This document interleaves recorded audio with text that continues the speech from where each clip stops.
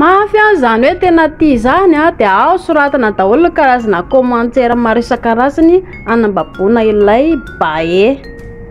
nefa le ry jerena raha tsy ray fotsiny dia vita dia ozy lirika lapisy hoe tena tsara be mihitsy ny commentaire nylefako tany amin'ny le rita satria tsy nataoko lava be izy dia hitany tsara hoe tsara ambonin'izay ihany koa tsy misy vehivavy mikoa tena sofa zahako ny tena tompony taraiky eo ndry vao mahita ny message ndry lava be iny lehilahy dia tonga dia kivy be dia ozy hoe tena vehivavy tsy matotra ity miaraka aminako ity ary ambonin'izay ampifilafilay ndry avy eo tsy mahazo manao an'izany tsao zany kalapisikely rehefa manoatra commentaire ary amin'ny ankapobeny ihany koa indry dia aza dedaka